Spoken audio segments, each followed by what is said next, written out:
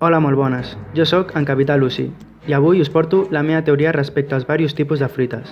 Per qui no sàpiga del que estic parlant, us resumiré molt breument. En el món de One Piece existeix un poder artificial creat i manipulat antigament per un científic, el qui va adjuntar a unes fruites anomenades Akuma no Mi, o com nosaltres les coneixem millor, fruites del diable, que contenen una gran capacitat. Unes fruites que et proporcionen un poder inimaginable i aleatori. Canvien el teu estat físic adquirint unes qualitats superiors a les d'un humà, però malauradament deixant-te incapacitat per poder nedar. En coneixem 3 tipus i les podem subdividir entre Zoan, Logia i Paramèsia. Les Zoan són les fruites que a l'ingerir-les agregues la capacitat d'un animal. Tant pot ser un animal comú, un animal prehistòric o un mitològic. Aquest últim et dona una capacitat adient a la vegada a la gran resistència i força física que tenen els animals.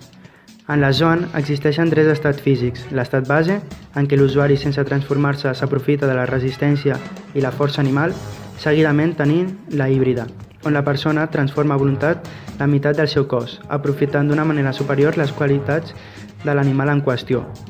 I finalment la forma completa, on l'individu queda convertit totalment en l'animal amb totes les seves característiques. Cal adjuntar que guarden una quarta fase i que adquireixen tots els usuaris de fruites. S'anomena despertar, on els usuaris de Zoan es provoca un estat de bogeria i instint animal salvatge, a la part d'aguditzar tots els sentits i qualitats físiques a un nivell molt elevat. El desavantatge d'aquest estat és que si l'arribes a utilitzar estant poc preparat, et pot causar grans problemes o pitjor, deixar-te en estat permanent, com és en el cas d'alguns guardians d'Impel Down. Després tenim les Logia, són les fruites que et proporcionen el poder d'un estat natural, que esdevé de la natura, com en el cas del gel, el magma, el foc, la llum, la sorra, etc. Proporciona a l'usuari convertir-se a voluntat en aquell element, brindant-los la capacitat de ser intangibles i invulnerables a gran quantitat d'atacs. El despertar d'aquesta fruita consisteix a ser capaç de recobrir a gran magnitud l'espai en el que estàs, obtenint el màxim control d'ell, podent-te donar un gran avantatge en un enfrontament amb un altre usuari Logia. La manca de control d'aquest estat podria causar la mort, sent el mateix poder qui s'apodera del cos de l'usuari. En cas diferent, la persona quedaria permanentment en estat de matèria de l'element que posseís, sense obtenir ningú cos al qual retornar. Per acabar, les fruites més rares i inusuals, les fruites Paramèsia, proporcionen al portador capacitats inimaginables. Són el tipus de fruita que abasta més usuaris a diferència dels altres tipus. En aquest cas, tenim també que dividir les fruites Paramèsia en les que proporcionen un canvi en l'estat físic i les que proporcionen una qualitat diferent a les capacitats humanes. Un cop dit això, el despertar també serà diferent d'una Paramèsia amb estat físic diferent que d'una amb capacitat afegida. Les Paramèsia amb canvi d'estat físic podran sobrepassar els límits a lo que respecta un cos humà. Per fer-me entendre de millor manera, ficaré el cas d'en Luffy, ja que s'ha debatut molt en diversos casos. En el seu cas, mai el veurem despertar la seva fruita com en el cas de Doflamingo, ja que ell va obtenir una qualitat afegida, posseïdor de la Paramèsia Ito Ito no Mi, permetent-li utilitzar el seu entorn convertint-lo en la matèria de la seva fruita. En el seu cas, també podríem trobar Mr. 3, Charlotte Cracker, Charlotte Katakuri, Bartolomeu, Lueno, Eustace Kid, Don Quijote Rocinante i gran altra part pertanyents a aquest tipus de Paramèsia. Tornem altre cop en el cas d'en Luffy i dels que representen aquest grup de Paramèsies. El seu poder s'enfoca a una qualitat física i el que fan és explotar aquella capacitat sobrepassant els límits del cos. Luffy ha sigut tan capaç de desenvolupar la seva fruita que li ha permès crear diverses marxes, aprofitant la seva qualitat per treure-li el màxim en tots els àmbits. Com veureu, les marxes reflecteixen totalment les qualitats bàsiques físiques, que són la resistència, la velocitat, la força i la flexibilitat. Tenim que dir que la resistència en aquest cas la dona a créixer cada cop que s'exigeix en algun objectiu o esforç que es proposa.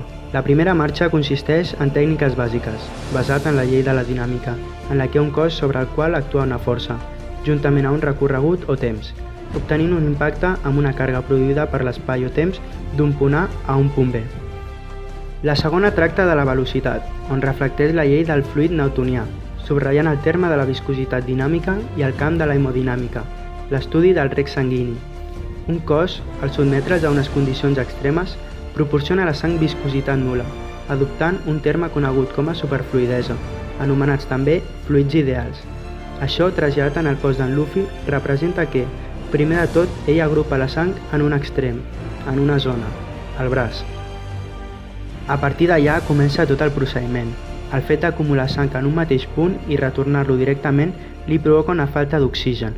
A més, l'injectar tota aquella quantitat de sang al cor provoca un sobreesforç en el seu cos, convertint aquell treball en calor corporal o vapor. Un cop això, Luffy ja ha convertit la seva sang en un fluid ideal, proporcionant-li la capacitat de treballar a altes velocitats sense que el seu cos mori, aportant oxigen en el seu cos a velocitats inhumanes, fent-lo capaç d'un treball físic memorable. En la tercera ens enfoquem més en la força, en aquest cas en el creixement muscular, on el nostre protagonista vol trencar amb les lleis de la física, produint un creixement exponencial del seu múscul sense patir ningú sobrepès envers de les seves dimensions. La gràcia també està que al ser un home de goma, el creixement produït per aire no varia en el pes. No obstant, les qualitats que segueix adquirint al fer aquest creixement són les capacitats d'un gegant.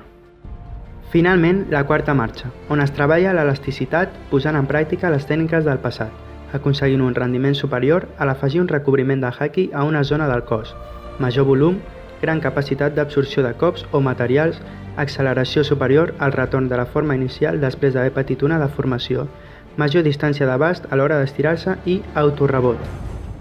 Personalment, crec que Luffy ja no tindrà ninguna marxa més, ja que, com he argumentat abans, ja ha desenvolupat totes les marxes envers a les qualitats físiques bàsiques.